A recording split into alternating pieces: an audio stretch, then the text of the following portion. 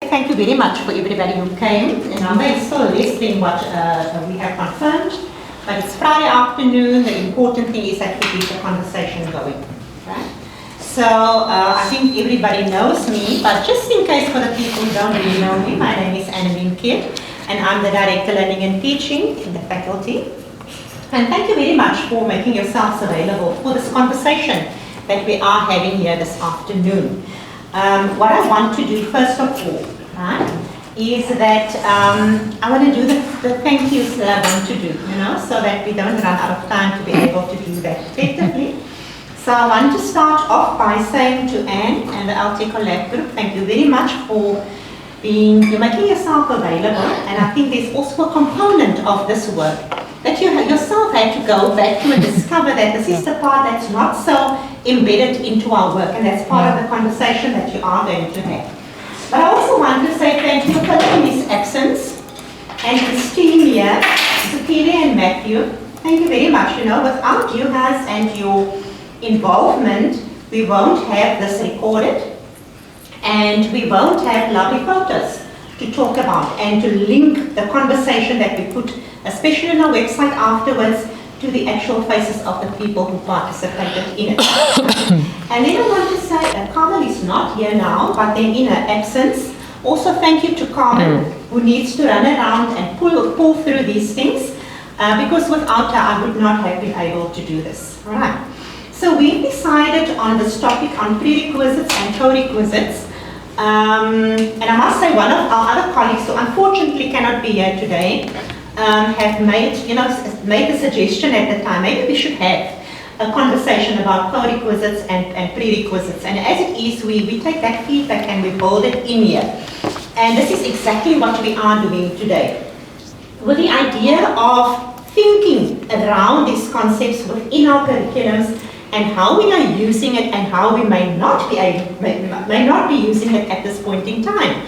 So I think when it comes to prerequisites, a lot of us are pretty comfortable because we use prerequisites sometimes a lot and sometimes less within our curriculums, and sometimes we have to revisit because the prerequisites also have an impact on how much a student can move from one year to another year, because of the knowledge embedded in the one course that's essential for them before they can engage with another course. But I do have the feeling, and I'm calling it a feeling, because that way I don't claim I am right, okay? That when it comes to our co-requisites, that we don't always use that much, it doesn't always appear in our spaces like that.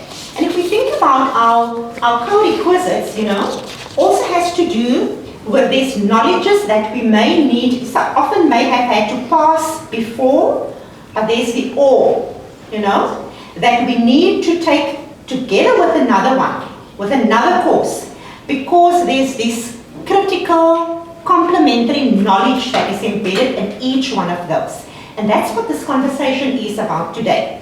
So if we go, I'm almost done. If we look at the program, we've made a slight change in the program. Just also to say for our colleagues who came a little bit later, we said we're going to have a tea break at 2 o'clock. But then we decided, as colleagues came in, it is lunchtime. So maybe let us just start off and people make their tea, and their coffee and their muffin, and they come and they sit. And at 2 o'clock, what we will do after Anne's presentation, we'll just take a comfort break, if that is okay. So you're welcome to make a quick cup of tea as well. Okay?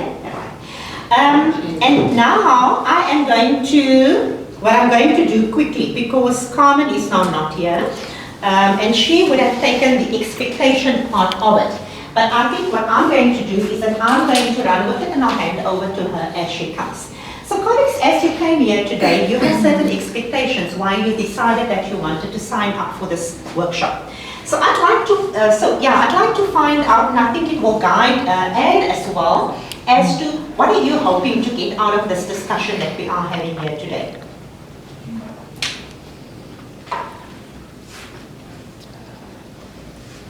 Maybe I'll start. The issue of prerequisites, and specifically when we have feedback from students who are excluded or not allowed to continue is a major challenge because they don't understand. I've been through the module at the 3rd year level. I might not have passed it, but now you don't allow me to go on to 4th year. Why? Why is this so important? So that scaffolding of building the depth of knowledge in a particular area, it's really difficult to explain to a student when it's keeping them back from completing. So, you know, I think most of us understand that it's critical. But how do you bring across, it's a totally different view, how do you bring that importance across to a student who is not qualified in the discipline and don't understand the scope of work that needs to be done?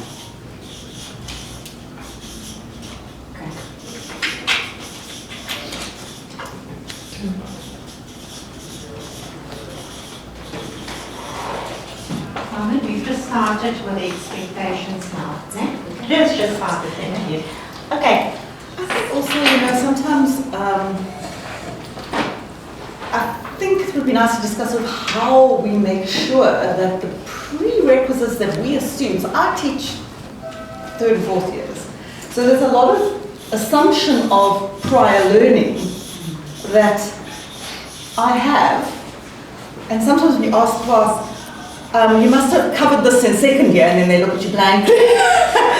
And I find that sometimes there's a bit of siloing within, because you become so in control of the modules that you teach, that you don't necessarily always engage with the people teaching the other modules and find out what the content is. So how do we make it also a little bit more, start the conversation a bit more amongst ourselves in our departments, to ensure that the prerequisites and the co-requisites are actually being achieved, so that we don't just assume knowledge and bamboozle our first students. Can I ask you, whether this reflects what you're saying correctly, how do we make sure that the assumptions on knowledge that we have, that they ought to have, is actually there? Is that what you mean? Yeah. Okay. Hi. Sit in front of the class there. Yes, Natalie? Linked to what we're even doing, I think in our department, we need to have conversations about making sure that the prerequisites need to be there, because it has implications when students need to add years to their studies just because of prerequisites. So almost having criteria of how do you have that conversation to check, you know, is this really necessary, to confirm that, or to say how else. And then just in terms of co-requisites, I'm very curious about that, because we don't have that currently, but I do think, yeah, there could definitely be value to bring it in. Okay. I just quickly want to, sorry for that, colleagues, but now I want you to slightly repeat the first part as well, because I think it's important, but I lost it a little bit somewhere, you know. So you want to make sure that the decision around the prerequisites is solid. Yes. Based on, okay. Yes.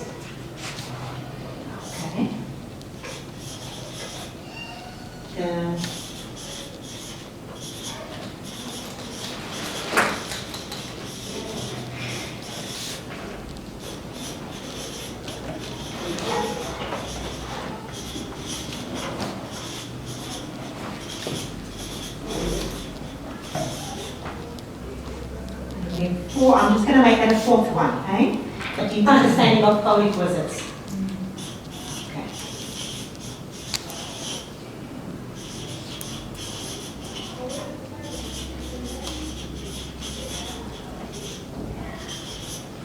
Sorry, I'm going to put it here.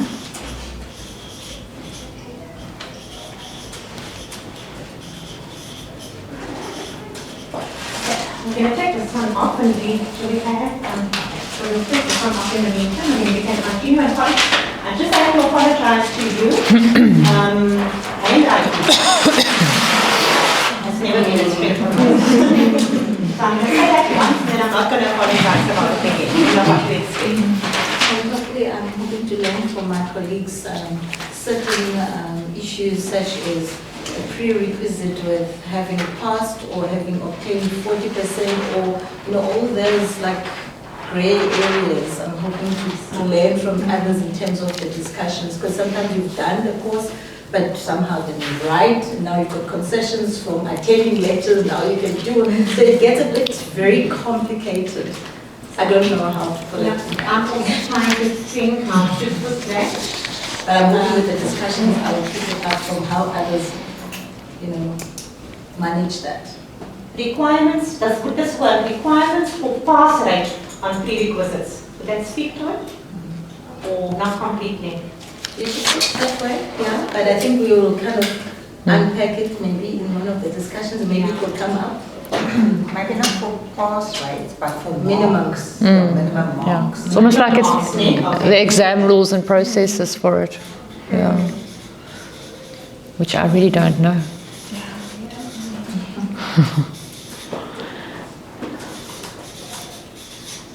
And I'm sure it will differ from area to area.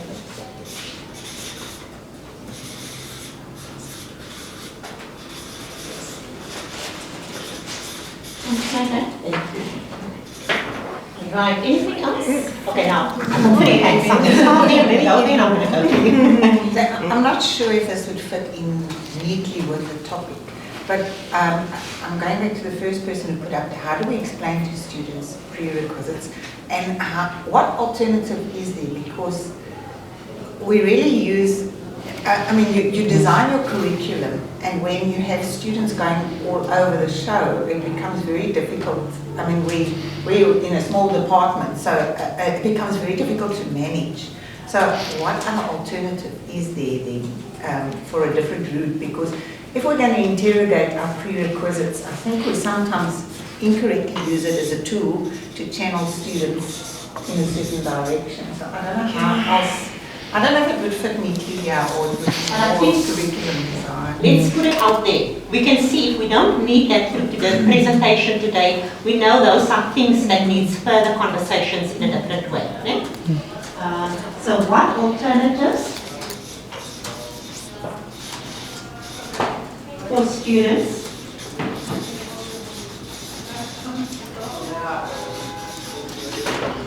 So would one say would struggle with passing certain things that doesn't allow them to? Is that kind of what you mean? Yeah. Yeah, it's also an alternative way to stream the curriculum without using prerequisites to get students to go a certain way. To go a different route and to be able to still progress. Yeah. Maybe at a slower rate.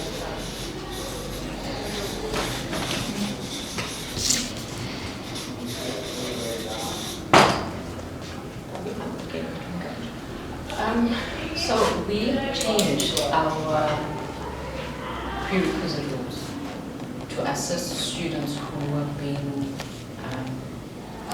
for lack of a better word, unfairly or unduly not progressing because the prerequisites were just not making sense, which is a blanket.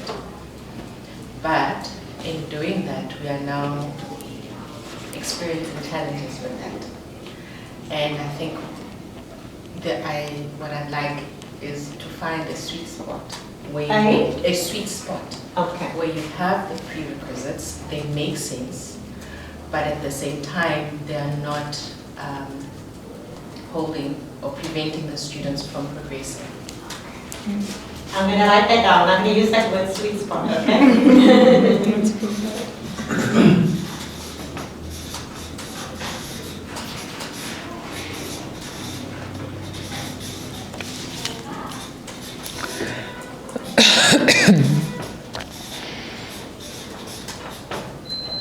Can I take the other hand that I'm going to get now as the last one? Eh? Otherwise, we're going to have.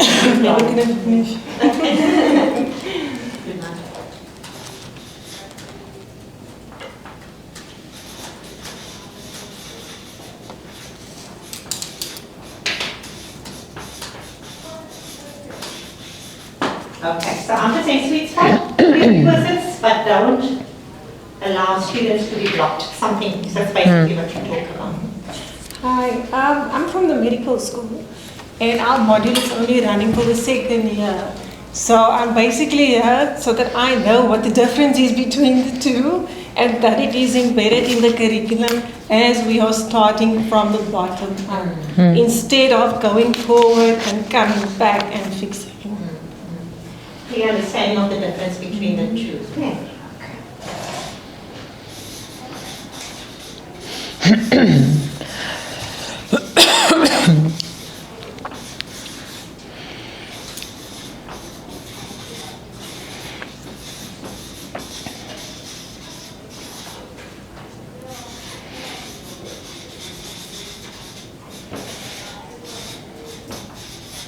Okay, so let's leave it there, okay?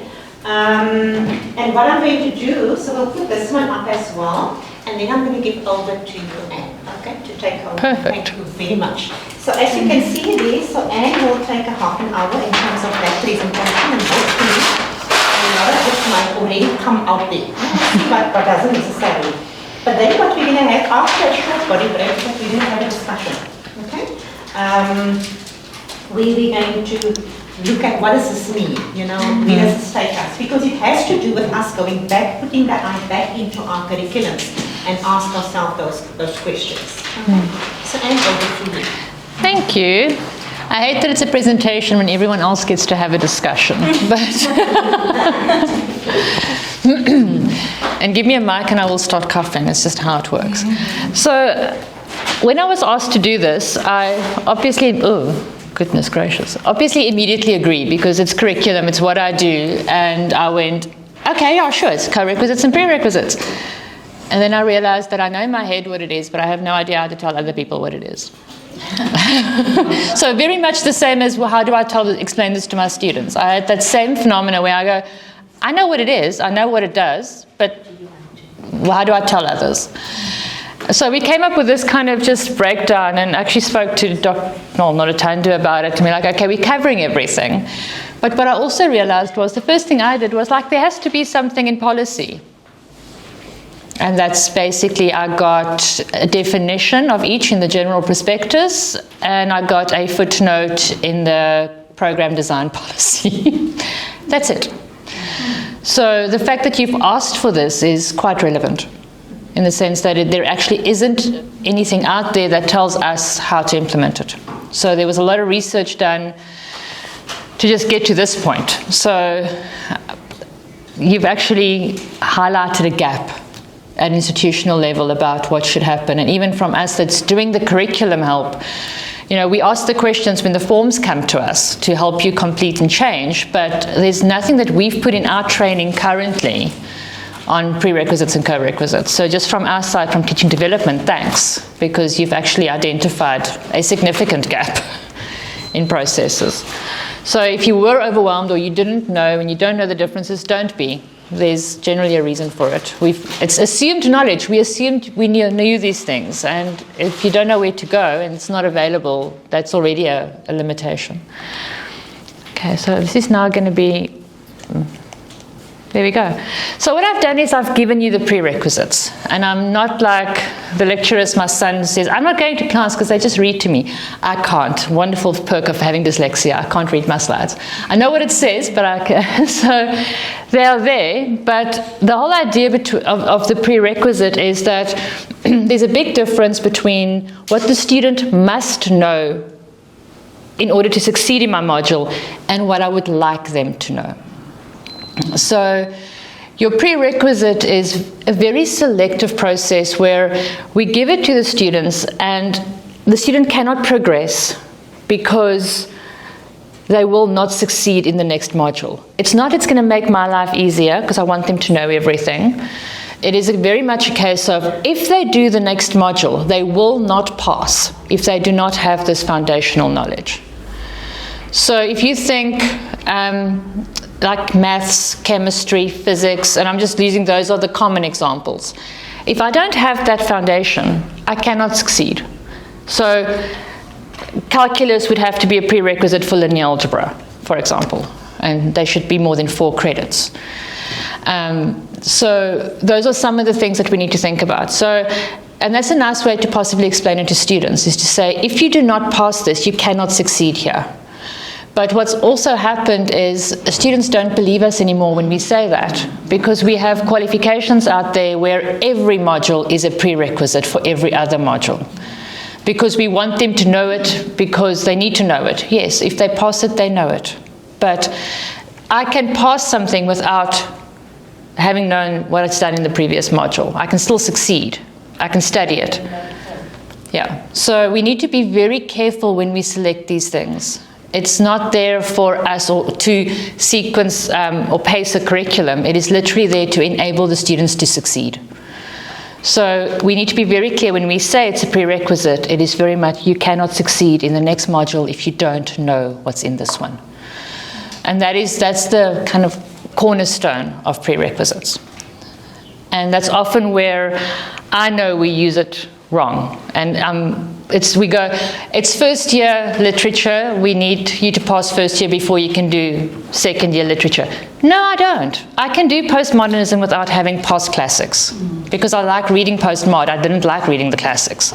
So we need to be careful, and that's just the lit example, because that's where I come from, amongst other things. So those are some of the things that we want to highlight when it comes to the prereqs. And we do put them in because we want our students to know certain things. And we want to refer back and say, you know what happened in this module. And that's why modules are sequenced in a certain way. You do this one before you do that one, so that you have that base, but they don't need to be a prerequisite. And that's exactly what you mentioned. I can't do it in isolation. I need to know what's happening in my colleagues' programs and modules so that I can see how things fit together. I can't sit in my office and only know what is in my module. I need to know what the program looks like as a whole, so that if I say you should know this, I know you should know that because you did it there. And not because I think I know what's in the module because I've read the title, I've looked at the outcomes. And that's something I strongly encourage, for example, departmental meetings. Have these kinds of discussions about what's happening in your modules. The students don't know this, and I mean, we've picked it up in some of the workshops we've done where I assume you've taught something because it's in your outcomes, but someone took it out 2 years ago because they didn't feel like teaching that aspect. So there are things like that happens that needs to be caught. Okay. So then co-requisites was a fun one because I know we speak about it, and it was a very esoteric foreign concept for me too. And I found the general prospectus, and it said it must be taken concurrently. So it's not you need to at some point do it. It needs to happen at the same time. And here you know your curricula a lot better than I do about which modules needs to be taken at the same time to have that skills that are complementary and knowledges. So initially I thought it must be knowledge and application, and I'm like, well, that has to be very carefully planned because I can't apply something I haven't learned yet. And if it's not kind of happening exactly paced the right way, that's not going to work as a co-requisite. So one of the examples I came up with, but thought of was education, for example, when I have to attend a class on mathematics, and then do methods of teaching mathematics at the same time. Because in that moment, I'm learning the content, I'm experiencing the teaching, and I'm learning how to teach it, so I can actually reflect back on my experience. And so that is that idea of those two are complementary, because the idea of having them combined is actually assisting in my learning. There is that synergy, whereas I can do them later, methods after I've done the content, but then I have to reflect back on my experience and I've got to think about it. But when I'm experiencing it, it's actually a lot richer. So those are some of the things that in your disciplines you can think about. Where would that fit in? Because co-requisites are interesting in the sense that you do them at the same time so they don't cause that bottleneck. But the implication is if I don't pass one, what does it mean for the other? Do I have to repeat both or do I repeat one? Because I have to do them at the same time. So I don't know the answer to that because there's no policy. So that was just something that if it says it must happen at the same time, which one do I repeat? Or do I repeat? So that's just a niggle that came up and a question that I'd like to throw out there. So it is ideally used for professional programs. And I know sitting here, you are all professional programs, so you would have those linkages. I can just think about something like ethics, if you would happen simultaneously with some other things. So those are the idea of it, but it's used very rarely.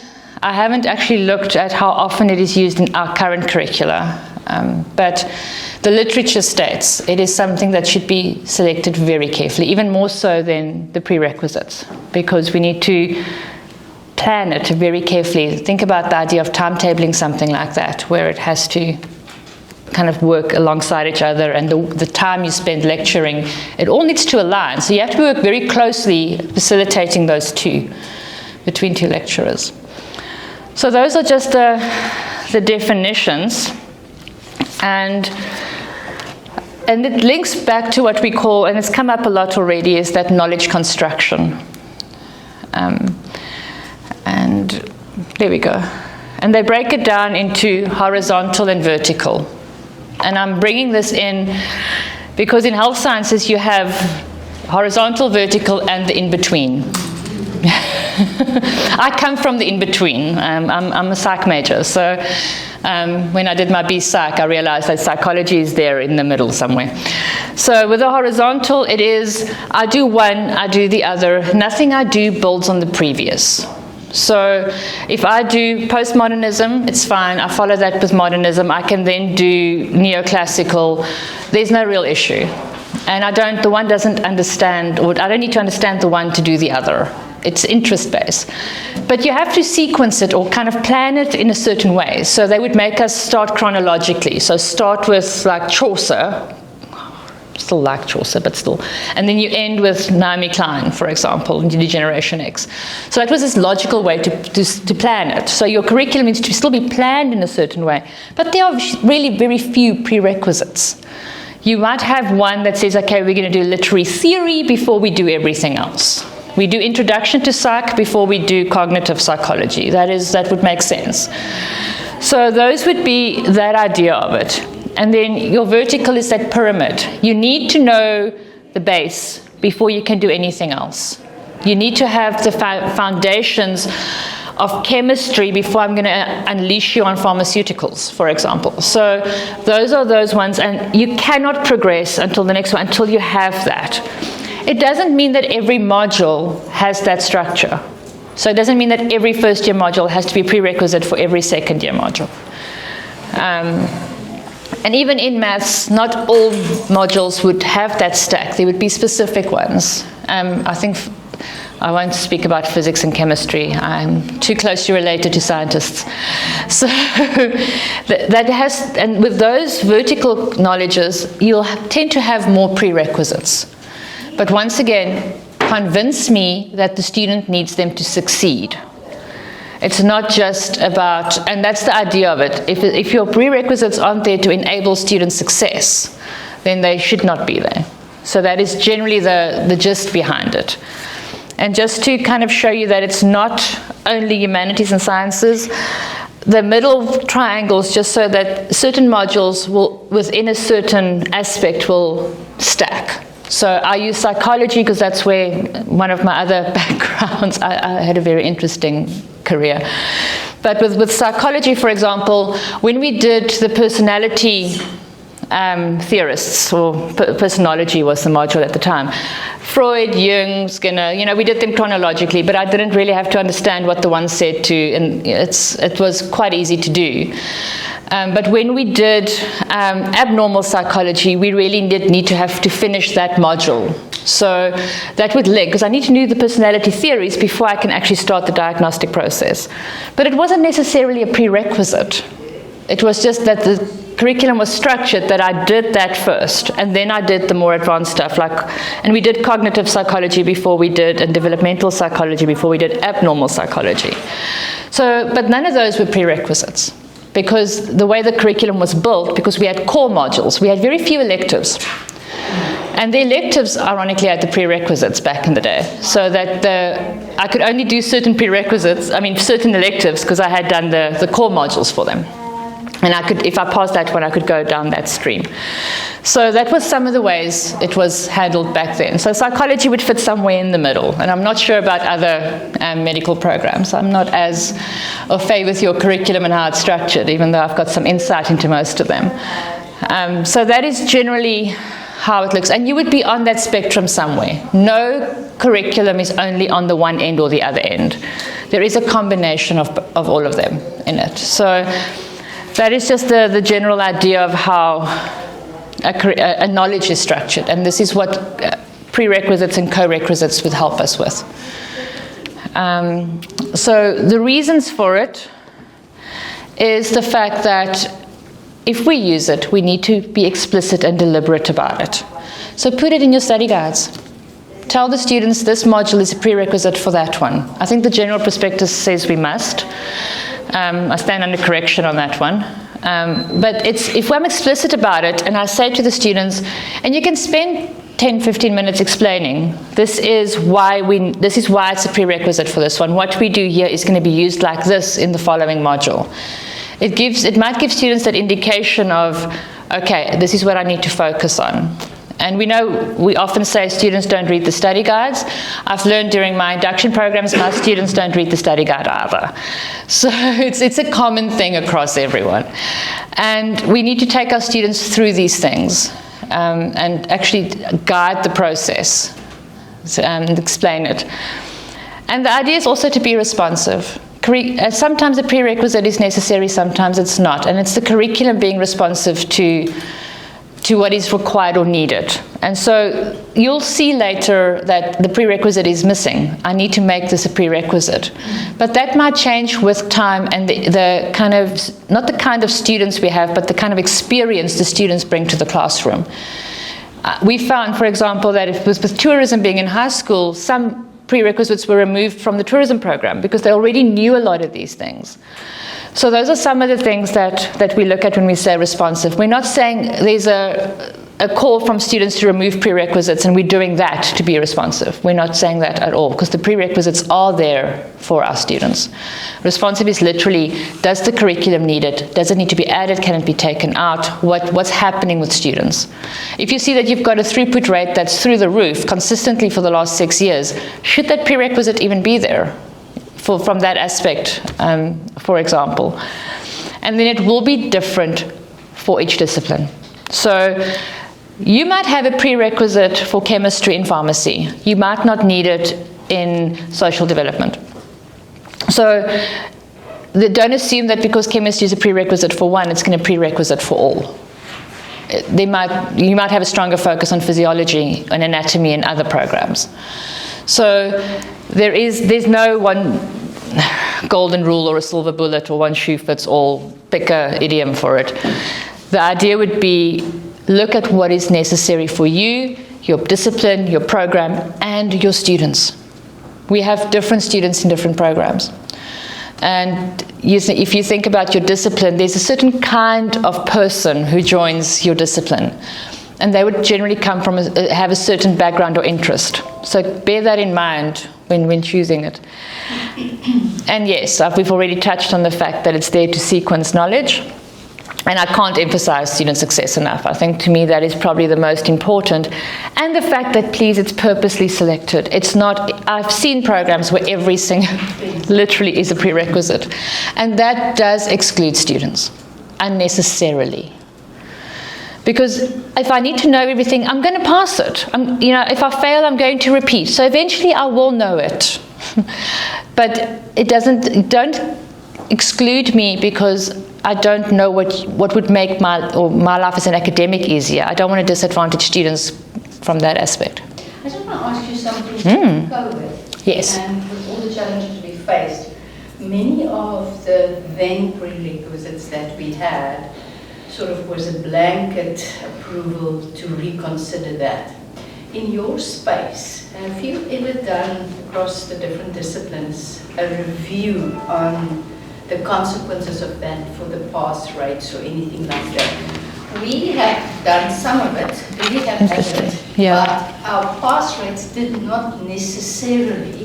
not necessarily impacted by that.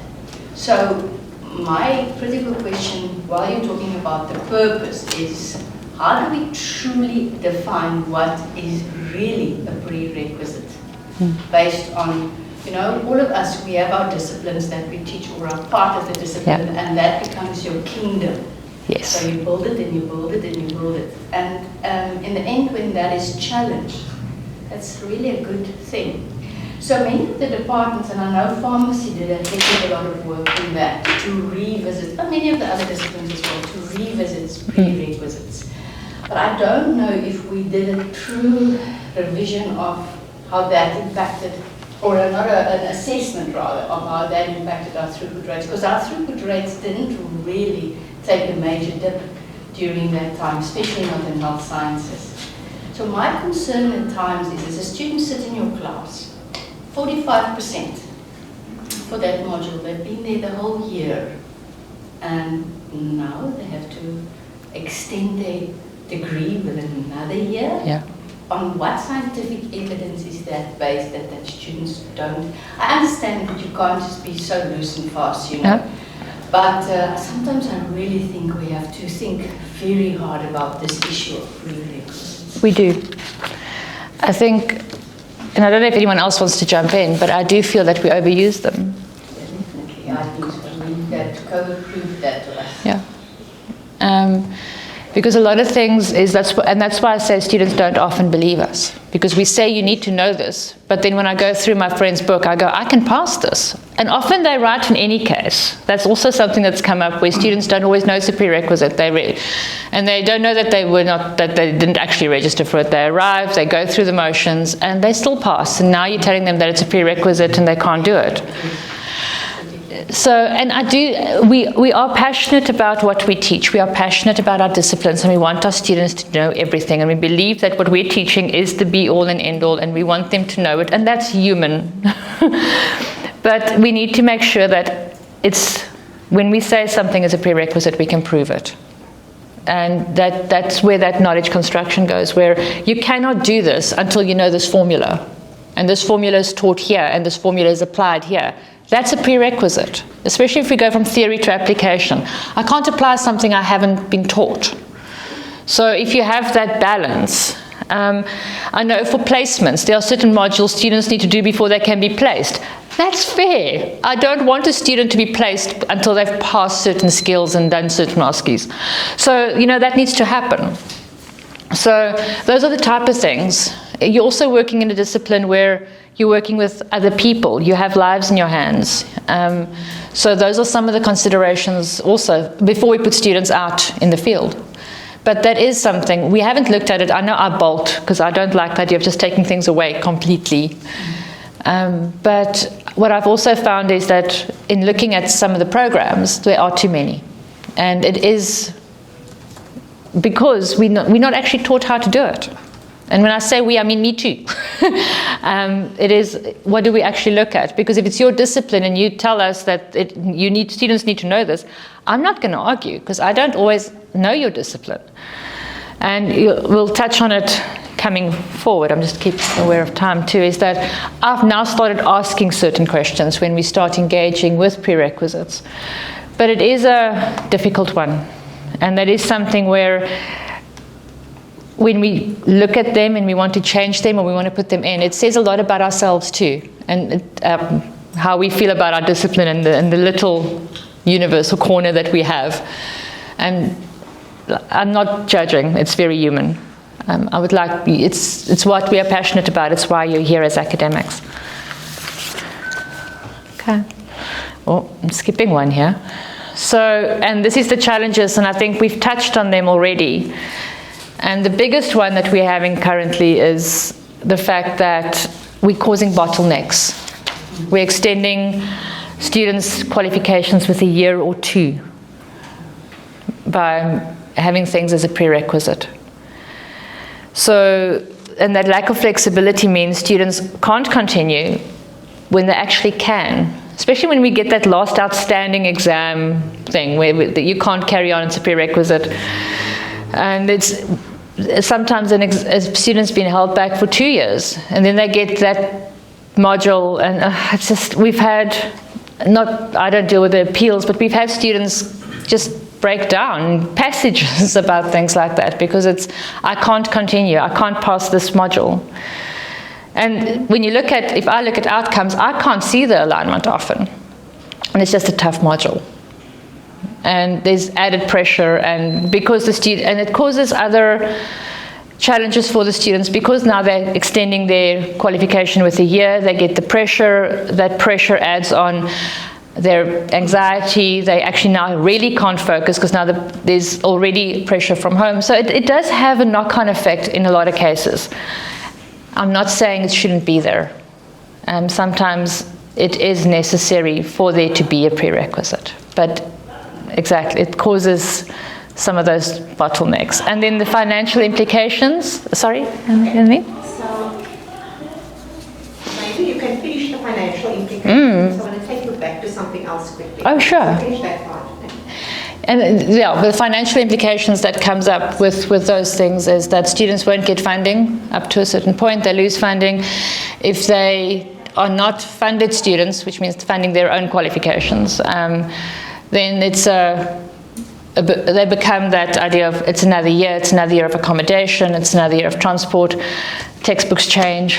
There's a whole lot of things that we don't often think about. And if it's a qualification where you have to buy things, it adds to that kind of pressure. So that's why we advocate for it to be purposefully selected. It's a deliberate process. Cool. And then? So Anne, I wanted to take us a little bit back Sure. when you discussed the co-requisites. And I must say that I became a bit disappointed, but it's also out of a lack of necessarily using that a lot, okay? So for me, in my own mind, before really interrogating it before, co-requisites to me always has been the fairer process, because you can take things simultaneously. But there's important things that you spoke about when you said they have to be taken simultaneously. So one of the questions I had, and I don't expect you to have the answer to that. I'll make a note. One, for instance, is a semester module and another is a year module. I suppose that could still happen. Yeah. Okay? Then I was now looking, and so I was Googling quickly and seeing some things. So there are explanations that says that if the one was completed successfully, okay, then if it was not completed successfully, then the student must register for both. And that makes sense. But I think what it does is that we have to, if we use the co-requisites, which before this to me was I thought I had a better understanding of Me it. too. It seems that you have to do a lot more thinking, almost than what you have to do with prerequisites. That prerequisites may have all these other needed things and also the challenges, but on the co-requisites you almost have to interrogate even more. And figure out how that goes within your program. Because when you were using the example of having to do a theory and a prep, now there's a lot of that prerequisite, okay? Then for instance, when you, and I'm going to use the STP final year for instance, okay? Where the prac runs simultaneously with the skills, okay? So one could almost say those are co-requisites. But I don't know that if you had to name that, what would be the other implications, if something wasn't done successfully, etc. So whether it's a good thing to do it that way, maybe it's not necessary. But it seems as if we have a few more questions that we need to interrogate with the co-requisites as well. Yeah, and especially because I haven't been able to find them in policy, so I don't know what the rules are for co-requisites, for example. What does the institutional policy say about failing both? Because and that's what was the big question mark for me. So it was like I said, it was an interesting journey to prepare for this one. Yes. I think, and if I'm just thinking about some of the modules I teach, a lot of the co-requisite exists within the module. Yeah. But I think sometimes do make sure that we are actually assessing. So if it is a practical and it is a theory and they're doing them together, are we making sure though that there is competency in both? And it's not that the prac mark is pulling up the horrible theory mark or the other way around. Because a co-requisite, surely you need to show competence in both in order to progress. Just a thought. Just a comment from me. My apologies that I arrived late. All good. Just to sort out. If you look at the medical program, it's one of the programs that we know you just do not progress until you've passed a particular And it's like that both for undergraduate and postgraduate. And then in the postgraduate programs, you would have what you would see as co-requisites as well. As much as one might have students who don't necessarily make it because of all the, whatever, because the module is difficult and they then are faced with all the challenges that you mentioned, we find that in general, and this is not just, at Nelson Mandela University, it's across the country, it's across the world. And part of the reason that has always been used is that unfortunately, if you look at the expectations to work independently and without anybody looking over your shoulder, split-second decisions in a casualty setting, if you happen to have a patient who comes in with that particular condition that you never manage to pass, we are actually going to escalate the number of deaths. I don't know how true it is, but that's actually the approach. No. It will be very interesting to try and think of it differently, although I doubt we'll have, support for that because people are very, I'm not going to argue. I think there are professions and there are I'm not saying we should not exclude students who don't succeed. There will be students that will be excluded. Students will not always pass. And that is okay. But it shouldn't be because of how we structured a program. Sure. And I would really like my medical professionals, all y'all, to please treat us all well. Pass your modules. Listen, I would like you to know where that artery is before you slice, okay? Just saying. There is that, I don't want you to not know. So there is that aspect of it. But if a student passes and they can carry on, let them. But if they should know something before they do something else, that is the case. I'm not saying take them all away. I'm saying choose them carefully. And yes, students might not pass. And that's also okay. We're not here to make everyone succeed. We're not lowering standards. I'm not an advocate of that at all. That's against my academic religion. Okay. And that's generally co-requisites, but what I was asked is, if I want to change my co-requisites, what do I do? And this is where I have to put on my other hat, where I become the most hated person, because I sit at APC. And these documents do come past my desk. So luckily, prerequisites, co-requisites, they impact program rules and structure, but they are considered a less than 50% change. They do not have to serve at D head, CHE, don't ask me which is which, when is when. And they generally come to APC and ECS for noting. But even though they come to APC for noting, they do need to come past various desks for consultation before they go to FMC, faculty management and faculty board. So you do need to consult with teaching development. So either myself or Nora Tandu would have a look at it. You need to speak to academic planning, so MZ. And then timetabling, systems, am I missing someone? No, and any faculty that runs your program. So if you're changing a prerequisite and it impacts on any other program department, you need to consult with all of them. So that's the process. So at least if you do your internal consultations, there will be no grief at APC. Should there not be internal consultations, it will be referred back generally. And if there's no resolution number from FMC, it also gets referred back. So that's the general approach for it now. Excuse me. Yes. I just wanted to ask the 50% change. Yes. Program. How do we access record of previous changes? Next question.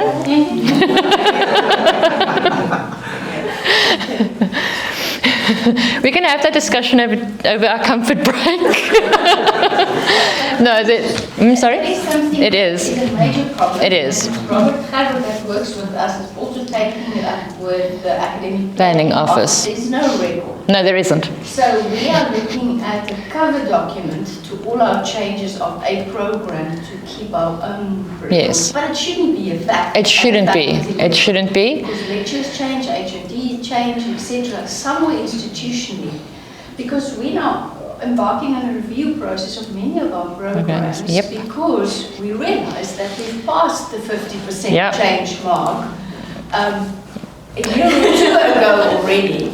I don't want to hear that. But the system It is. strong enough to guide No, it's not. academics. It's not to say the same lecturer No. running a major module in a degree staying the same. It might be different people. Exactly. So that is something that academic planning should guide us Yeah. on how I see your hand. our ICT system or IT system Yeah. to assist us with it. I do think Mzi is on it. We did speak to him about Yes, and I know it was something that was raised during Florence's time already, Dr. Southway Julu. It is because that's why we actually have asked on the submissions what changes have previously happened. And I often help academics where I have to go through my archives, but mine stop at 2015 because that's when I started in this role. So I can help up to that point. We are trying to track it. We are looking at it more deliberately because if we have a review and it's so different, we're also in trouble. But yes, academic planning is looking at it. I just can't confirm or deny where they are in the process right now. And he's on sick leave until the end of May. So once he's back, I'll make a note of it and let you know. But it is something that we are aware of. Annalene? I just quickly wanted to add to that and to say, so it does seem, especially if you look at the 50% plus, Yeah. that if we have out of these conversations, you go back and as a department think that we need to rethink our prerequisites, co-requisites, that it might be better to look at it collectively in my curriculum rather than little pieces. Yeah. Because it's just also better to be able to look at it. Yeah. And prerequisites, co-requisites do not trigger the 50% change. It's not? Does not trigger the 50% change. Yeah, it's only the modules. So you can change your prerequisite without worrying about the impact of that on the 50% change. Okay, so I'm just making a note of where are we? Because we do need to document changes, but some programs, if you haven't looked at your program since 2006 merger date, where are we now? Because some of those programs are new programs because they haven't been, I can go back to my archive. I don't know what archive there was before me. And I promise if I leave my office, I will make sure that the next person has my archive to carry on. Yeah, but we do need to track. And I know that our Dr. Kotanyati is quite strict on the 50% change at the moment, very much so. So we would now go to the point where we would refer back rather than take the risk. Okay. And then lastly, before we get to actually discuss, but we have been already, so this is what I have to look at. So when you ask for a prerequisite change and it comes past my desk, because I do sign off on these ones, so like I said, it's the upside and the downside of now being a member of APC is I have to read every single document, but at least I get to engage with every single document.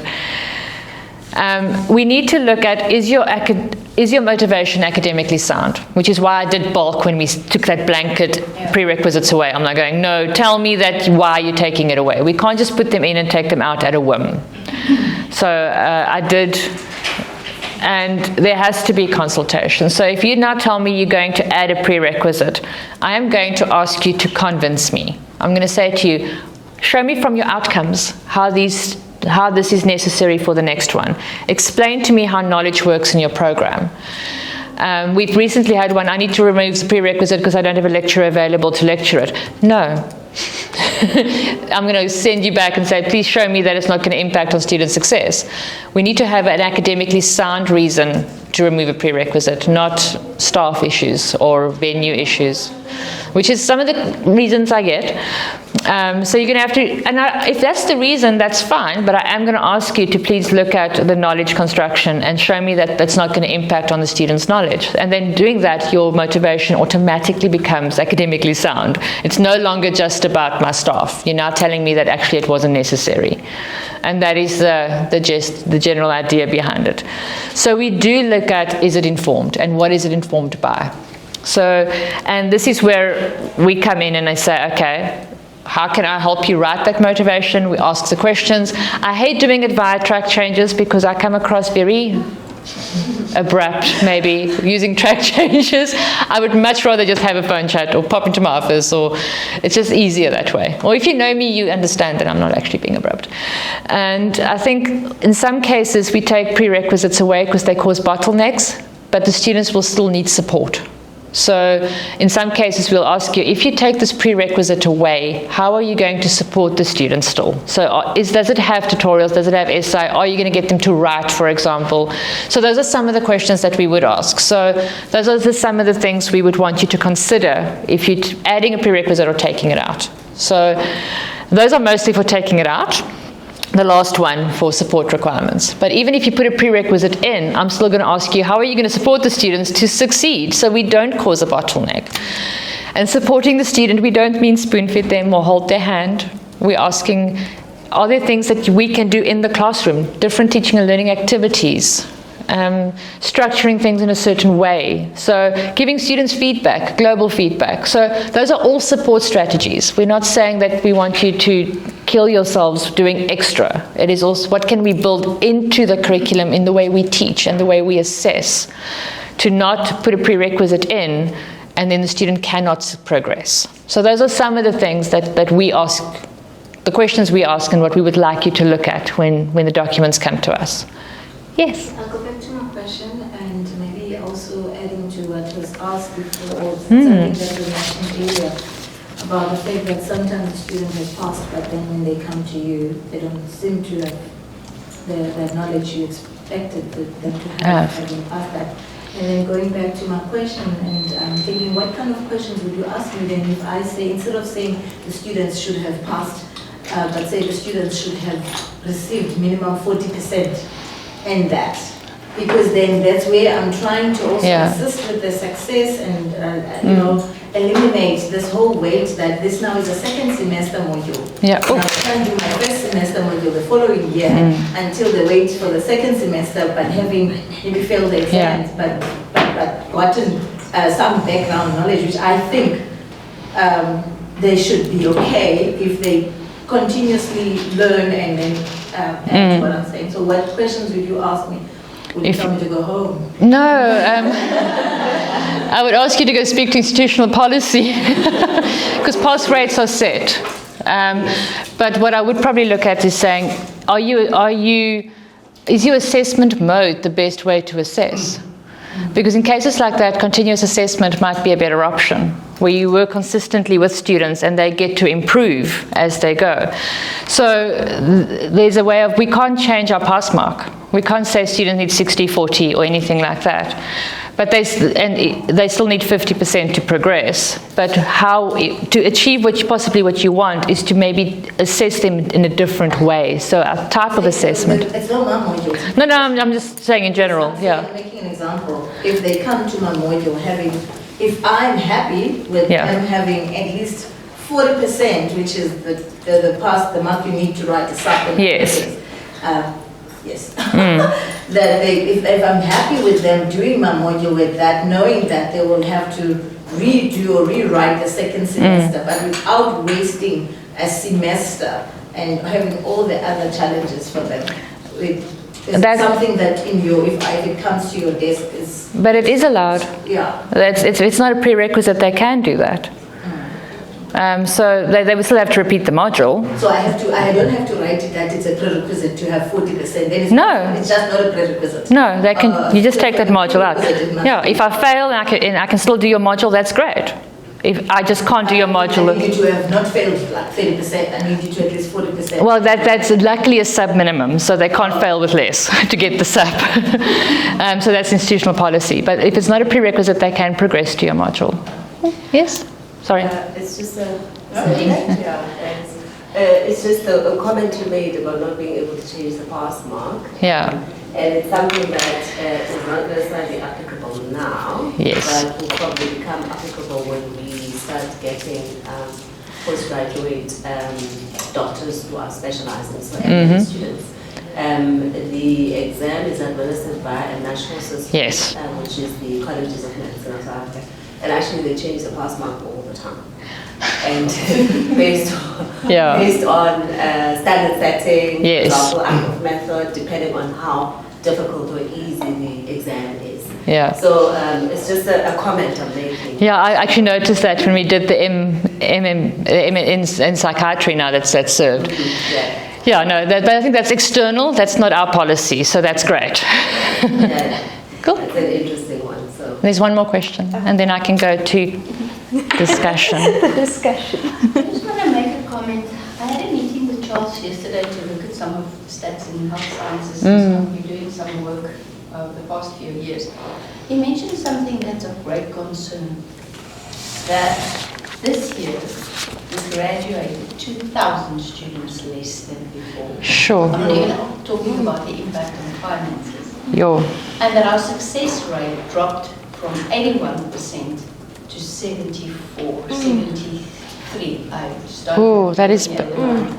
So, and again, not even talking about the impact on finances, etc., in subsidy. However, he made a comment that, and I'm talking under correction, but I'll give you all the details. We'll be preparing for a meeting that our faculty will have around, just, where are we? He said that in your faculty, you're one of the only faculties where the success rate is relatively stable. And in other faculties, there's a marked drop in success rate, but institutionally, it's at least between 8 or 9% in 1 year. Yeah. Now that is, for me, I can't remember if I've ever been exposed to such a marked drop, not only in graduates, but in success rate in general.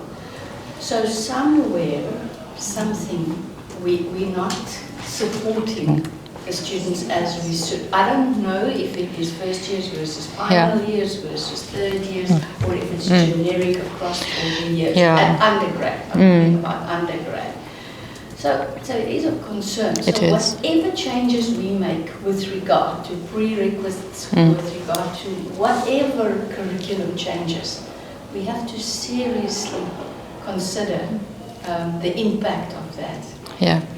And health science is one of the few faculties that's quite strict still with pre-requisites, particularly around our clinical programs. Just to possibly add, it's not just health sciences that's experienced the drop. I mean, it's what we've done a couple of program reviews with the quality unit, and I sit on the panel for that. And what's come up from the students, often with regards to their success and the challenge that they face, is that they're struggling to be back on campus. They find the social space very anxietic. They're not managing with the people. I think it's got an impact with the grade 10s having hit at that crucial year where they started doing their subject selections with the pandemic and they had to go online, and there's still that backlash from that, and students are actually mentioning that repeatedly without prompting. It's their thing where they go, I'm in res, I don't want to come out my room, I don't want to walk to class, I don't want to sit next to someone because what if they cough? And we don't have any infectious disease protocols. And we've had a couple of incidences where students have had drug-resistant strains of, for example, TB. And then you go, how do we deal with that in a classroom? None of us have these protocols in place. So those are some of the things that, and students have heard about this, and this is, once again, that triggers them back to that fear. And I think that's just one thing that has come up with regards to attendance, succeeding, adapting to what's currently happening on campus. And what's happening is, it's normal for us. We're happy to be back, and our students aren't. They haven't known this. This is the response. Our COVID response is now what they're dealing with, is going back and being social. So that's just some of the feedback we've had from students. So just to share. You put me off. I don't know. Okay. That's why I love our faculty. We meant to have tea and then discuss, but we really just jumped right into discussions, and I would like to thank... You can have it now. I'd like to thank... It's the mic. It's the hot potato. It's yours, so... Yeah. I'd like to thank you, Anne. I think you've given us a lot of meaty substance to just go back and really deliberately consider what we are doing according to, in relation to our prerequisites and co-requisites. And something that came out just in the last bit of the discussion, we cannot see things in isolation. We have to realize the impact that all our decisions make in our knowledge construction. And thank you for that. But with that, can I ask that we just have a 10-minute comfort break? There's some tea and coffee, fully muffins still available, and we'll continue with our discussions. Thank you. Thank you very much. So colleagues, thank you very much. We're going to start the discussion. I think we have already started the discussion before, but that is what these conversations are about. You know, and Anne herself, I said from the beginning, she's not comfortable with that dialectic way of speaking, you know, so that was part of it. But I think if you look at the program, we talk about a discussion, and then we talk about a way forward. So in a sense, we want to be able, at the end of the session, conclude and say, so we've had this discussion, so the what, you know? Where do we go from here? Because it's not a complete, and it's not just a tick box because we had the sessions. There's a purpose to that. Now, I thought what we will do quickly is that I'm just going to tell you what were the expectations we had, okay? And then it's now back, you know, at the back of our mind, as to whether we dealt with some of that, what would be gaps. Just before we get there, there is a register for those of us that came slightly, I couldn't find the other word now. I want to say later, but I don't want you to feel that you came late. You know, if you think about a prerequisite and a co-requisite, a co-requisite is that word that I'm looking for. There's something one there, but I got it. But those of us that came a bit later, there is registers there. Please make sure that you do. So I just want to quickly, these are the things that we said we hope that we can get out of here. Prerequisites. So what are the kind of feedback that we give students, okay, who can't progress from one year to another? How do we really help them to understand that? That's one of the things, okay?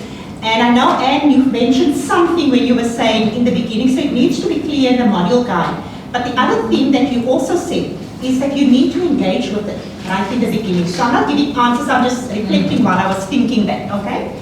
And then the other one, how do we make sure that our assumptions on knowledge that they must have is actually there, you know? How do we make sure that that is there? Because sometimes, and people make that example, so you sit in the next class and you think, but you were supposed to have done this. It was part of the previous module, that is not just a previous model, but a co-requisite, a prerequisite. And then students struggle to make a link between the two things, okay? And the other thing that we were then saying, we need to make sure, how do we make sure that the decisions around the prerequisites that we set there is solid? We then also said that we wanted a deeper understanding of the co-requisites, and I'm going to link that with the last one, that we wanted to have a clear understanding of the difference between the two, okay? We said we want, you were talking about the minimum mark, should one look at, the minimum mark requirement for passing that prerequisite, and then you were saying, you know, there are things like there are set issues around when is something a pass and not. One need to think of that. And I like this question as well. What alternatives do we have in place where prerequisites that we say, for instance, we say that this is embedded, we can't take this, but it really holds students back and they struggle to progress. So what kind of alternatives do we have in place for them to go the different route? So that question comes in different ways, but it comes up here as well. And then the last one, I like this one, of the sweet spot, you know, where you have the prerequisites, but you try not to allow students to be blocked. And it leaves us with that, you know, those grey areas. And how do we deal with grey areas in ways that we don't get what we do know we get, right? And I work with the student appeal things, and I do see when they say, but last year students had this, and you know, those kind of, so how do we deal with these kind of things? But those were the things that we said as expectations. We've had a few conversations here, and questions and consultation, but let's take it further. So what do we think from what we have? What are our gaps? What are the concerns? What comes up in your mind that we still need to Teresa raised here. One of the biggest issues with some of the recurriculating processes that we're busy with, and as we redesign the program and identify the various chunks of knowledge in modules, etc., is for novice educators. How do you assist them in that module that they will be responsible for to identify prerequisites? Not nice to know, and what you should know, what is prerequisites? How do we assist them? And I know that's not part of the induction, there's no course on that, there's no workshop. This is the first workshop, as you rightly said, that we've ever had on something. It's one of those things that we assume people know how to do.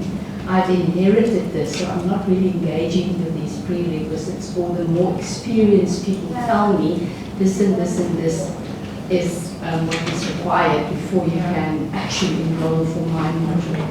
Why?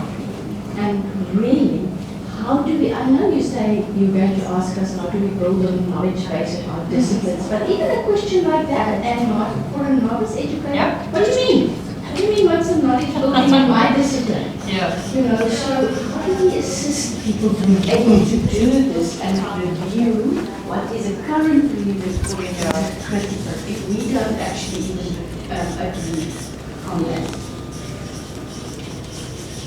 I'm just making notes here, just to select some of the key issues, but let's respond, let's talk about it. Okay? It's as we're talking that I'm just making some notes on some of the concepts. Okay? Anybody else here that want to think about that? So how do we support our novice academics coming in to have a clear understanding of what that building of a knowledge base means, within which this prerequisite is really existing? Makes sense, okay. And we have a go-to source that's available online for new academics, so that we can just refer given the workshops and inputs and everything that is taking place now. Or maybe an FAQ, where you've got a link and frequently asked questions, and then one tries to address those. So that's, I mean, if I'm coming in as a new person, I would be looking for that information instead of wanting to pick up the phone every time you ask questions about how do you do this, how do you do that. I don't know if that's possible, but that's what I would suggest. And I'm actually going to want you to respond to I'm thinking about it. I'm actually thinking when you're building that mentoring program, that we would like to take into faculties, it must be something that we can actually build into that mentoring program, because it would be different in each department. And I think it's a case of we can facilitate that discussion, and if you engage with more experienced academics, that doesn't only speak the curriculum but also the language of the discipline. So we are looking at a mentoring program, hopefully to try to start implementing in the second semester. And I have been asked if we could pilot it in health sciences. So that is something we can probably build in. Yeah. So that's useful. And just sorry to add, as an aside, that coming touch wood, September month, we will be running a short learning program that's been approved by ECS on curriculum design and development. Okay. So that's wonderful. So I mean, I think that addresses my question. Is this session also being recorded? Yeah. Okay, so it might be a good idea, and from your side, and I mean, you're more than welcome to reach out to my support team as well. It might be a good idea, once the recording is available, to share it so that there is an understanding of the discussions, because that will also contribute to building some document that is available to the faculty. I think that's what we're trying to do. This one is not recorded. The previous session was not the recorded one, but the summary together. Okay. Now this one will be with that, because we want people to access it afterwards, to go into this conversation that we've had and what we came up with, etc.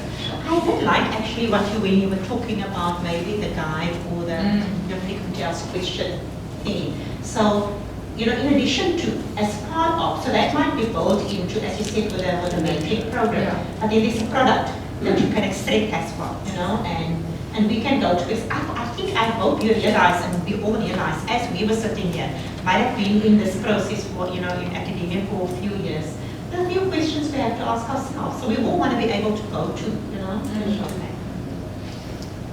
Okay. Yeah, colleagues.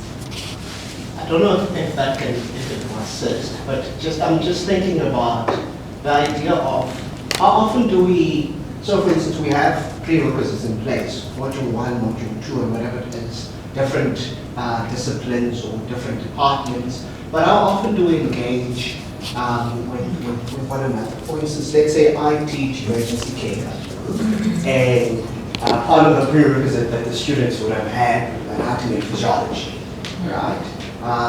But it's assumed that the student comes into my class, has done anatomy and physiology, has passed it, they register. But then when you engage the student in as far as you ask questions to see if that basic foundational knowledge is there and it is well seated, then you see that maybe perhaps there's a gap. Then it is my responsibility then to then say, to the anatomy and physiology department, to go and pay them a visit and say, guys, maybe perhaps how much time do you guys devote to X, Y, and Z, because it's important. And students come and they take your module, but you notice that there is this maybe perhaps challenge. So how often maybe perhaps do we do that? And maybe perhaps that could be, that could assist if we were to do that a bit more. The question is time, obviously. There's never time to do such, but maybe perhaps organizing sessions where, be it at a departmental level or faculty level, where we can have such conversations, so everyone understands then what the challenges are, and maybe perhaps we can find solutions around. I love that question, and I think it links to one of the questions that we had there. How do we make sure our assumptions are actually correct? So the savers need to be in place. We often realize, we see that earlier, that might not be. So how do we create those spaces? How often do we do that? And I think that might be one of the thinkings about the way forward. What should a structure like that look like that helps us to constantly get into that? What worked for us before, Terry, specifically around a service module that is presented, for instance, like you've mentioned, anatomy and physiology or whatever, physics, chemistry, biochemistry, biosciences, is that we insisted and used our professional board that we have to internally moderate. And not only the tests and the exams, but also the tests. So there has to be that curriculum meeting discussions. I need to know what you're teaching my students. I need to know what you're asking my students. If it's applied, is it applied to the context of my students? Because you're teaching it to my students. And that really helped us a lot, because they were teaching our students weird and wonderful things that you could teach a normal BSc student, not necessarily a health scientist student. And also even internally in the department, we used this internal, like I know you also do internally in the department, this internal moderation and looking at one another's work. But that used to help us a lot with service modules. But it isn't in any policy that it must be done. But I do think that we should, as a faculty, consider that. It helps us to, because then I can't just teach what, we even vet their study guides, the lesson plans, not that we really use that all that well, but those kinds of things. This is also why sometimes you will end up finding that even though there are people who are experts in a particular subject, they may not necessarily be the appropriate ones to teach it to students who are of a different discipline.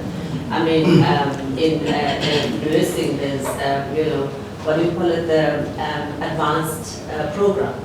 And you're not going to find me insisting that I, as a psychiatrist, must go and teach the advanced program in mental health, because I know that my conceptualization of what is important is going to be different to what the nursing department might. Absolutely. The way that discussion So there's a lot coming with Mbali. You had your hand up now as well. Yeah, so I was just going to say last year I started teaching advanced biopharmaceutics, and I was teaching just blank faces. So this year, yes, it's time consuming. I actually sat down and I went through first two modules, and they should have covered this in that module, and I looked through it, I saw it. And when I teach them, I say, that's why I threatened them with one So of you the can make lab the technicians. I say, I know you did this practical. And their eyes were open like that. Yes, I know you did it. And then I went to the second day as well. I know. I said, you did this in ZCP2. Go look at those notes. And because this is supposed to be advanced, so I'm not doing the basics. I'm jumping into the advanced. But here is where you can go and revise. So it is time consuming, but it does help. But maybe I should just also say we have access to each other's module guides and slides and teaching materials, so it makes it easy to see what is covered. I also want to add something to that. Okay. Another thing that we've done, I'm not sure whether, I think it always needs something that goes with it. But to also try to, was this module map? So in the module guide, so for instance, first year, then there are two maps there. The one is how so this is how the core modules, how these ones relate to each other, speak to each other, relate to each other, and then that's the bigger curriculum. So what you've done here in your second year actually is linked to this one in the fourth year, etc. Yeah, so that works, and we did that in the module guide for the students. So the students don't always need the module guide, and I think what we then also realize is that also not just once off in the beginning, but you do tend to forget, is to constantly make that link. Because one of the most disappointing times for me was the one, but it was the first year, and I came in the first semester, and I'm doing this, and I know this is foundation for the second semester, that specific module. And then I had to go help out in that module, because, to go do something. And to my biggest disappointment and letting my own self-esteem, they couldn't recall the things that I was talking about in the first semester. What happened here? I felt so feeble, What I do was I was literally going off on my own thingy. But that's, so there's constantly almost like a package of things that one need to put in place and say, how do you also make this, kind of work? And I don't know if this is relevant, but it also goes with how we perceive knowledge, how we imbibe it, and how we store it. And the normal way to do it is we store it in silos. So there's a little drawer here for this, knowledge, a little drawer there for this knowledge. So if one does not get students into the habit of making that connection between those drawers, they never do at all. And it's only later that they'll be like, oh, so that's why we had to learn about neuroanatomy in second year. So, I think this is part of why when we're talking about problem-based learning or the flipped classroom, we try to get students to engage with knowledge in that way. So they don't just take it as facts in front of them, but they also look at the facts behind the facts and the links between what they're learning and what they practice in the real world. Yeah. So I almost feel that when you ask that question, you open up something else that you also ought to do, And it is important, I think it is, but it's also scary, because we never seem to get to the point where we feel we have enough that we know, we constantly need to get something more. Yeah, thanks for that. I just wanted to add that I couldn't do writing and I can't do writing and going around here. My brain doesn't work like that. That's why I can never work between two screens either. I have to have one word. Okay. Colleagues, let's look at it. Maybe to add, but also to sidetrack a little bit. So I know what he means. We're in the same department, so we face the same problems. But I think for me, and we do try to do that alignment, but we do it internally. So yes, we do take the time where, I know this year we sat through and we tried to align first year all the way through to third year to try to get that building. So because we ended up finding that there was actually a lot of repetition. And the repetition actually took away from time of your own year group. And we ended up having to rush through the things that they're supposed to know for that year, because you're trying to make time for the things they're supposed to know, that they say they might not know or whatever. But we also struggle with, I'll say, the service modules, where, and we'll definitely try the idea of approaching the service modules. Actually, I think it's a great idea. But I'm one who likes something that I can take and say, let's have this meeting. There is such and such a policy or something written somewhere that says, maybe once a year, sit with your module that you offer services to or your discipline and align. See if there's any changes that need to be made based on the previous year, or maybe the profession is changing and you need to change some things.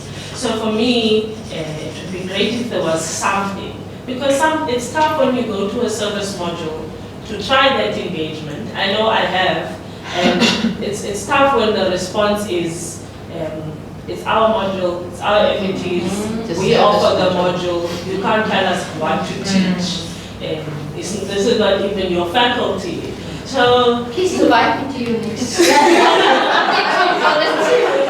it's a bit tough when there's resistance, and I can't come back and say, but once a year we should be sitting to kind of align, make things better.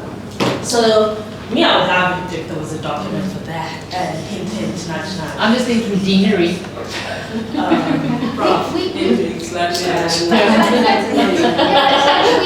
our professional board. Yes. It's a professional board requirement that we have to be in charge as discipline leaders in emergency medical care of whatever is taught to our students. It's a standard principle. Yeah. And we have to review the process. Exactly. So it's not a nice to have for you. You might be getting the FTEs, but you are still delivering a service to the main discipline. So it's not it's your module, you can do as you will, because then we can actually approach other. We now also have our own in-house so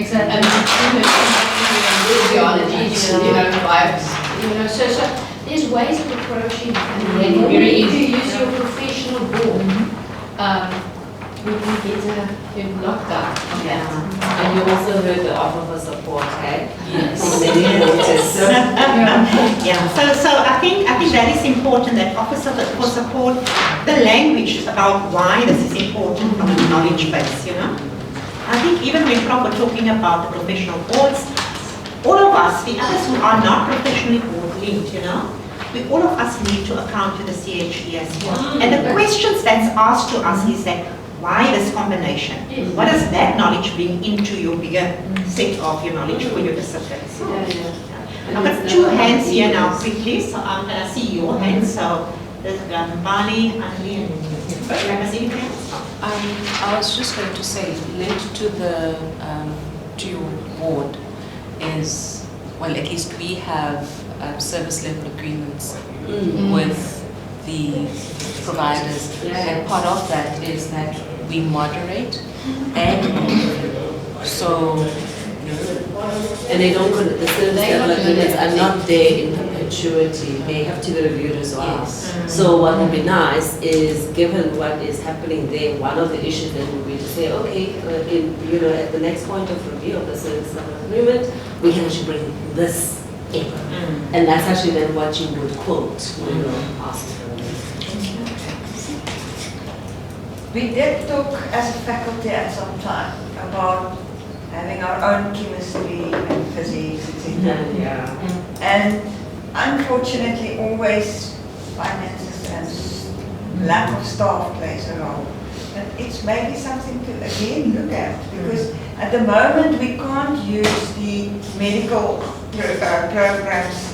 But we can supplement, yeah. Because on what she's saying now, if we take all the service level modules and what funding they bring in, we can easily then have more, physiologists, anatomists, biochemists in that. It's a space issue as well, and that's also what deferred us. But it remains a service module. So this issue also that involved with the service level agreement. And we can still use, for example, the lecturers in science, because we know, for example, in chemistry, the lecturer that teaches most of the chemistry, basic chemistry and general chemistry, is very good. It's not that we can't use the same people. So it can help us and science actually. Yeah, no, agreed. And I do also want to remind us that the approach of trying to move or teach across boundaries is also an institutional, mandate, so to speak. So, I do think that it is important for us to raise these challenges, as has been raised here, and to try and address them within the systems. And if the systems then don't allow us, that's when we will then be saying, okay, in this instance we've tried and it's not working, so we will probably then go back to trying to do this within the discipline, within the faculty. I clicked on my phone, there's 10 minutes left. It's Friday afternoon, I don't want anybody to be angry with me. I'm going to give you, something to add. I do want to have a little bit of time for that, the way forward. The things that you think out of this we should take, and this is going to help us having the session in the first place. I might just segue into that. I just thought of something that would marry the ideas raised here together, and to help you, and to make more work for me. But a lot of the departments are already working on, for example, continuous assessment guidelines. Nothing stops the faculty from writing a guideline for curriculum and module review based on your professional bodies. That gets approved at faculty board level. It gives you the authority at faculty level to go with someone and call back up. Happy, I'll go back. That's unconscionable. And that's the nice idea. From here, go write the guidelines that you need to empower you to go. Because if you write the continuous assessment guidelines, you write curriculum guidelines on how to get those service agreements to, and link it to your professional body, everything that was raised here. And in the case where you don't have a professional body, then you still have the guidelines. So that becomes an action item. It's an action item that goes into that. Okay. Yeah, so nice segue. Yeah. I love that. It's wonderful. Yeah. And I think we're going to go home without this afternoon. We can get anxiety. But I think it's important. It also removes egos from the system. Because it's not about personalities or persons. It actually becomes about the actual content and, the way forward. And that kind of guideline can help. If you think about a faculty like ours, that's very diverse in the disciplines. But it can pull us together, and you may have your little nuances here and there. Thank you. Okay, colleagues, so do we want to add more to the discussion, or do you think in the next 8 minutes we want to look at some way forward? That was a nice one already for the way forward, okay? Let's think about that.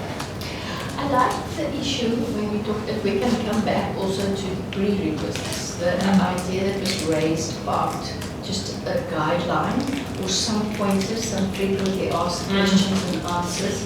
I think that would also assist us. And we now have our own learning and teaching website and all of that the director and the team established, and it will be a wonderful site if we have something like that. We can even refer students who do not understand that to read that guideline, to read how critical that is. So I like that idea. We can follow up on that as well. Excellent. And I think she volunteered to help us. That is actually why I'm raising my hand. Science's own. As we're writing there, what the actions are, please also include the people who are indicating the work. Otherwise, we're not going to push it. Sorry, it's curriculum up there. I'm going to take your hand now, just so we clear on this, okay? So I know online need to be there. I know that you're going to appear there. So colleagues, you're welcome to offer some assistance on this. All you do is you write and you write, underneath, and then you say and it others. I think that the people who originated where the idea comes from.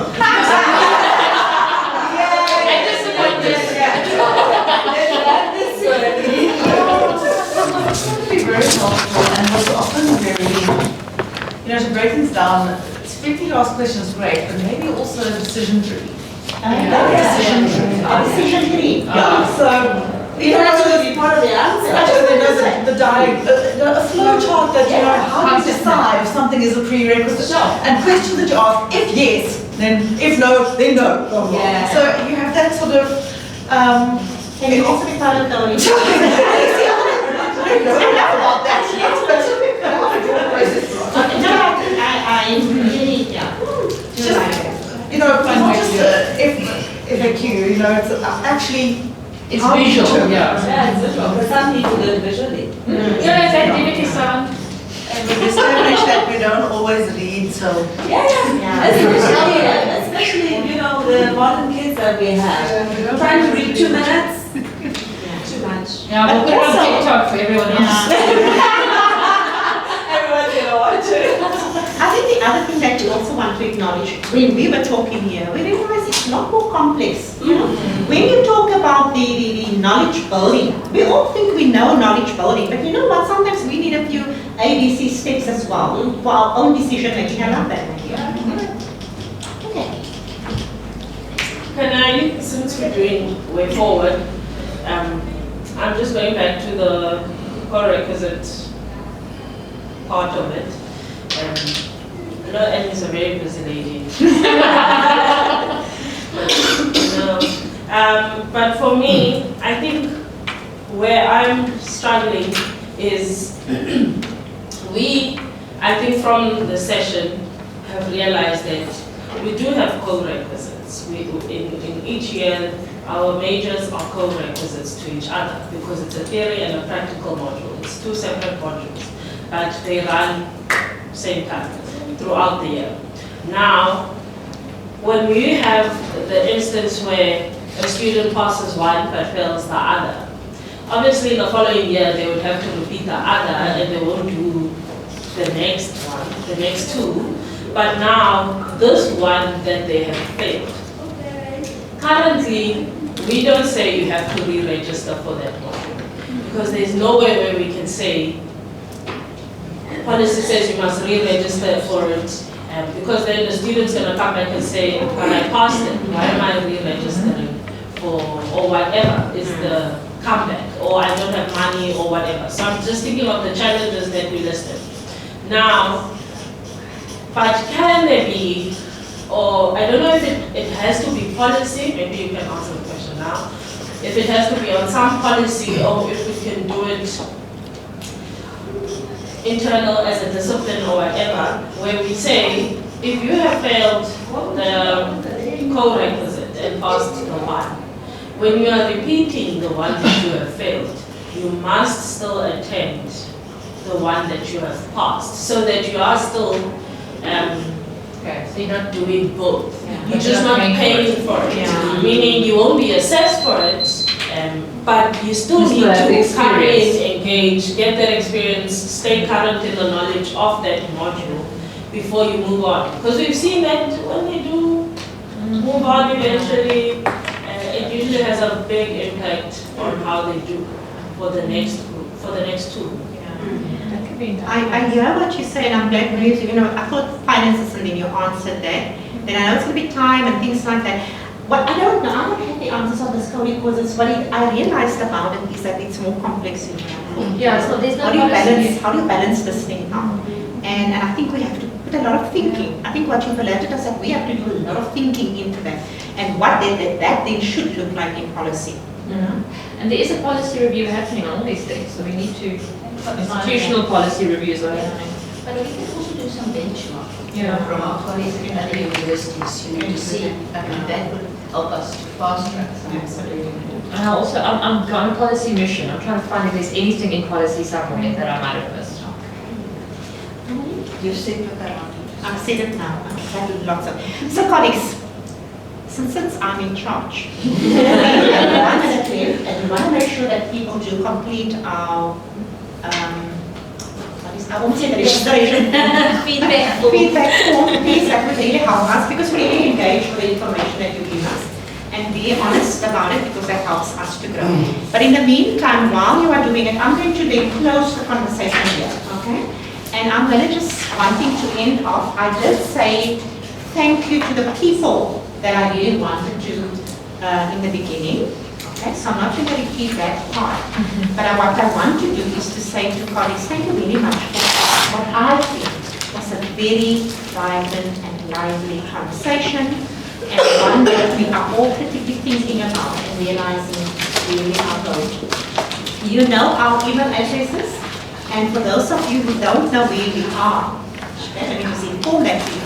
On the Ocean Sciences, we're at J Block Net. Yes. We're the old Zanopilo building. Okay.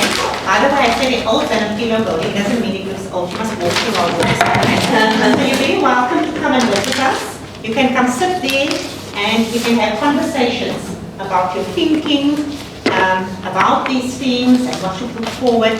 Yeah. So please feel free to do that. This is our project, and we need to make it work. Okay. Thank you so much. Okay. Group photo. Oh, we're gonna have a group photo. That's the loveliest. They take lovely photos. Now they do a recording for us, and yeah, we can't really survive without that. So before we all leave, we'll do a group photo. I think we've lost Natalie though. Yeah. She had to because I know there was something that she needed to go deal with, unfortunately. But I think the rest of us are yes. Okay. Any last minute comments or anything that you wanted to add to this, colleagues? Can I just say something? I think this is wonderful actually, and I'm so looking forward to many more to be arranging for us on our behalf.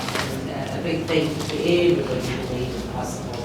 It's very valuable. And yeah, I know I arrived late, but I already learned quite a lot from the session. So it's just a word of appreciation. Thank you. Let's have more. We will do that. Thank you so much. Okay. Colleagues, then thank you. We're going to do a group photo and then we're going to release you for the weekend, I think.